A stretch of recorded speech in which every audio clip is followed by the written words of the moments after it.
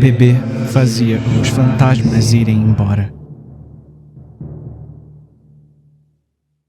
Quando eu tinha 16 anos, fui sequestrada por um homem chamado Luiz.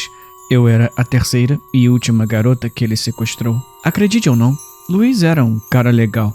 Totalmente louco, mas ainda assim decente. Ele nos alimentava, nos dava roupas limpas e privacidade, e, quando chegou a hora, ele nos contou sua teoria. Luiz acreditava que as mulheres queimadas nos julgamentos de bruxas eram inocentes, mas o ato de queimar é o que as transformava em bruxas. Luiz estava tão convencido disso que se dispôs a testar a sua teoria, e foi aí que nós três entramos. Depois de uma luta muito curta, fomos todas amarradas a um poste gigante, em cima de uma porção enorme de lenha. Gosto de fingir que uma de nós se desfez dos nós e correu para buscar ajuda, mas isso é só fantasia. A verdade é que nós três fomos queimadas na fogueira, e por pior que você pense que foi, eu garanto que foi muito pior. Nenhuma de nós morreu, no entanto, porque a teoria do Luiz estava certa. Nós três saímos das cinzas, transformadas. Millie foi a primeira a usar a sua magia. Ela desapareceu no ar e lamento admitir que nenhuma de nós jamais a viu novamente. Ava foi a segunda. Ela fez a cabeça de Luiz explodir e, apesar de tudo o que aconteceu, ainda assim deram prisão perpétua a Ava por assassinato. Nenhuma de nós jamais a viu novamente também. Restava eu. Quanto à minha magia, eu podia ver e me comunicar com os mortos. E, honestamente, mortos são uns babacas. Na maioria das vezes, eles só choram e impedem que você tenha uma boa noite de sono. Depois de cerca de 1 ano disso, eu estava pronta para me tornar um fantasma. E foi aí que comecei a beber. Achei que se eu ficasse bêbada, finalmente conseguiria dormir. E foi aí que algo engraçado aconteceu. Beber fez os fantasmas irem embora. Não sei se enfraqueceu minha magia ou se simplesmente me fez não me importar, mas funcionou. E a partir daí, eu bebi. E bebi cada vez mais, e depois de anos silenciando os fantasmas, percebi que tinha um problema maior. Eu tinha me tornado uma alcoólatra. Nesse momento, o grupo dos alcoólicos anônimos está me olhando como se eu estivesse bêbada, mas eu tô quase terminando de compartilhar, então tento encerrar as coisas. Eu sabia que tinha que parar, ou isso acabaria me matando, mas quando parei, os fantasmas voltaram. Então, agora eu tô tentando algo diferente para mantê-los quietos. Marcos, apontei diretamente para ele. A Rosie não tem culpa pela overdose dela. Ela diz que você precisa se perdoar e começar a viver por você. Dei uma volta pelo círculo e dei conselhos a todos, assim como fiz com Marcos. Depois, peguei minhas coisas. Já vai embora? Perguntou o líder do grupo. Eu tenho umas 2 sessões para assistir se quiser dormir um pouco esta noite. Sorri e fui embora.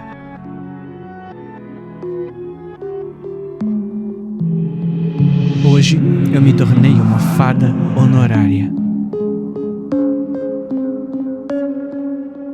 Assim que eu ouvi meu pai começar a roncar, soube que era seguro voltar para o meu quarto. O som era um motor velho pegando no tranco, crescendo e murchando, marcando a passagem dos minutos melhor do que qualquer relógio. No entanto, antes de fazer isso, limpei todas as suas garrafas de cerveja vazias para que ele não pudesse usar isso como desculpa para me punir pela manhã. Recolhi tampinhas debaixo do sofá, enxuguei manchas da mesa, alinhei as garrafas na sacola como quem desarma pequenas bombas. Cada detalhe a menos é um motivo a menos para acordar a casa inteira com gritos. Parece doloroso, guinchou uma vozinha quando finalmente cheguei ao meu quarto. A janela ainda deixava entrar uma fatia de lua e a poeira dançava como se tivesse sido chamada pelo meu nome. Sentada no parapeito da minha janela estava uma fada. Ela tinha cerca de 15 centímetros de altura e asas como uma libélula, membranas finas que refletiam cores que não existem em tecido nenhum, as pernas cruzadas, os pés balançando no ar frio e uma mecha de cabelo preso por um espinho de roseira. É sim, respondi, enquanto fechava a porta silenciosamente atrás de mim. Empurrei devagar até ouvir o clique mais baixo possível. A dobradiça sempre canta se eu apresso. Ela se referia ao hematoma roxo ao redor do meu olho esquerdo. Já estava virando aquele verde amarelado que anuncia a cura, mas ainda latejava quando eu piscava. A pele parecia de papel amassado. O que aconteceu? Perguntou a fada, atravessando o quarto e pairando na minha frente. O ar, deslocado pelo bater das asas, trouxe cheiro de erva doce e chuva. A mesma coisa que sempre acontece. Desviei a pergunta. Aprendi a economizar palavras. Algumas respostas só abrem portas que eu não quero atravessar de novo. Ela sabia do temperamento do meu pai. Não sei por que ela ficava me pedindo para explicar o que aconteceu toda vez que via um dos meus hematomas. Talvez porque nomes dados à dor diminuem um pouco o tamanho dela. Talvez porque o mundo dela funciona com regras específicas e feridas sem nome quebram regras. O que você está fazendo aqui? Tentei mudar de assunto. Você normalmente não vem aqui à noite? À noite, as coisas pequenas brilham e as grandes fazem sombra. É quando a casa ouve melhor. A fada e eu nos tornamos amigas meses atrás, depois que a encontrei caída no jardim com uma asa quebrada. Enrolei seu corpo miúdo num pedaço de algodão, colei a membrana com uma gota de resina e uma fita de curativo e deixei um pires de mel ao lado da hortelã. Ela acordou no meu dedo e me chamou de gigante gentil. Eu ri baixinho para não acordar ninguém.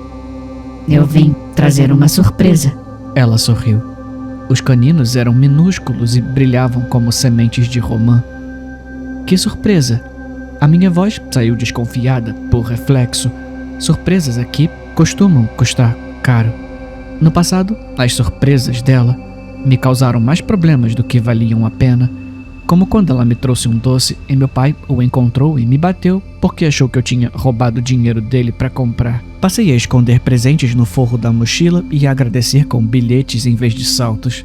Voltei para a Arcádia e contei a eles como você me salvou, disse ela. O nome caiu no quarto como quem abre uma janela para um bosque. Arcádia era o lugar de onde todas as fadas vinham. Um país que se dobra por trás das coisas, com trilhas de musgo que não deixam pegadas e relógios que só andam quando alguém canta. Lá, as assembleias acontecem em volta de cogumelos enormes e quem fala muito ganha pólen na língua. E eles votaram para te tornar uma fada honorária.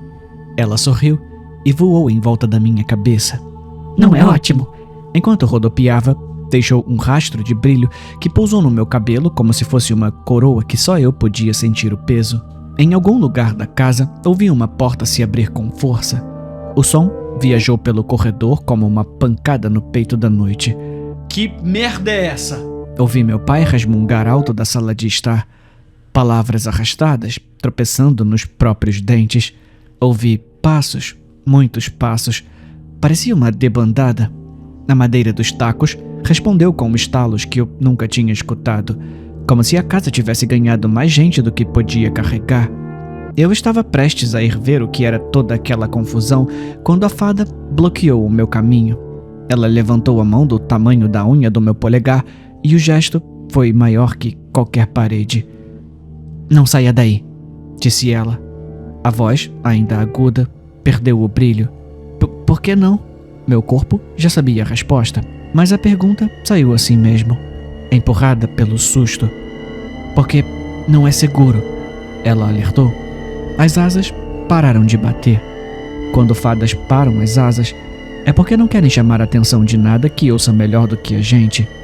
Meu Deus! O grito abafado do meu pai soou pela porta. A última palavra se perdeu em um murmúrio sufocado, como se alguém tivesse jogado um travesseiro no som. O que está acontecendo aí fora? O gosto de metal subiu a boca e minhas mãos procuraram uma maçaneta por instinto. Isso, ela apontou com o polegar minúsculo por cima do ombro. É um frenesi alimentar de um barrete vermelho. Falou baixo, como quem pronuncia o nome de um bicho que pode acordar se você pensar forte demais. Um barrete vermelho era um tipo de fada que se parecia mais com um goblin do que com uma fada. Tem botas de ferro dentes como agulhas e um riso que nunca chega aos olhos. Eram chamados de barretes vermelhos porque gostavam de colorir os chapéus que usavam com sangue. Dizem que o tecido só fica do tom certo se for quente. Carregam ganchos, foices, qualquer coisa que corte e se reúnem quando sentem cheiro de medo. A fada me apresentou há algumas semanas atrás. O que eles estão fazendo aqui? Perguntei. Ajudando você, ela respondeu. Eu pensei que fadas não pudessem ajudar humanos, eu disse. Foi o que ela me disse quando expliquei o motivo de todos os meus hematomas e pedi que ela me ajudasse. Fadas não podem se envolver em assuntos humanos, ela disse. Bem, isso foi antes de te tornarmos uma fada honorária, piscou a fada.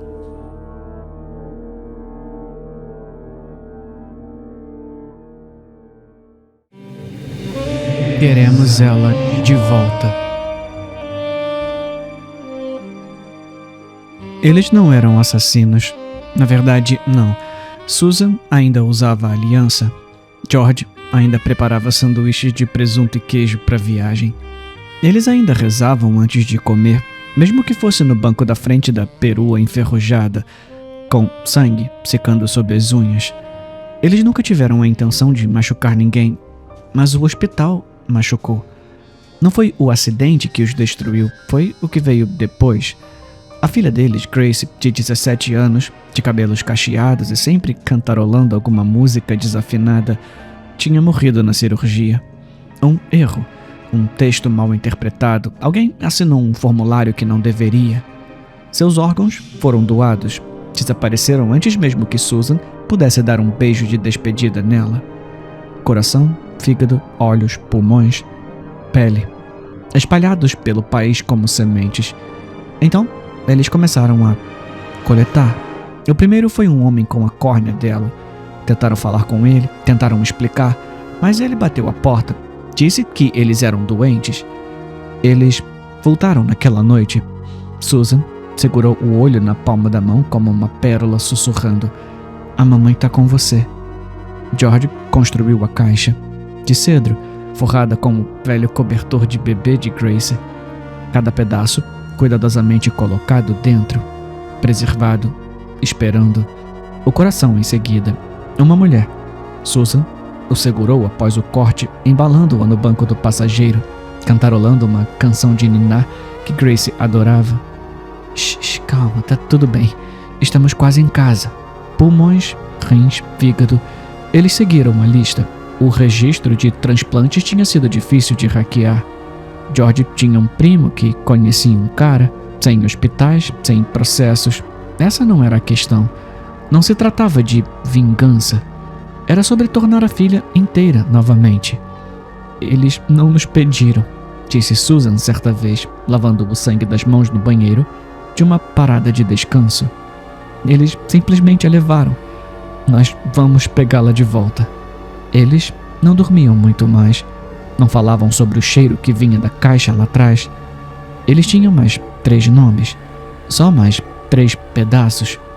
E então, para casa, de volta ao quarto de Grace, ainda intocado, ainda todo rosa, ainda esperando. Talvez então eles descansassem. Talvez então ela voltasse. George nunca disse isso em voz alta, mas acreditava. Se você tem todas as partes e se ama com força o suficiente, talvez a alma siga. Talvez ela abrisse os olhos. Talvez ela os perdoasse. O último órgão estava perto, apenas algumas centenas de quilômetros. Susan apertou o coração com mais força. Ele batia levemente. Ou talvez fosse apenas o movimento do carro. Só mais um pouquinho, tá? Ela sussurrou. A mamãe tá chegando.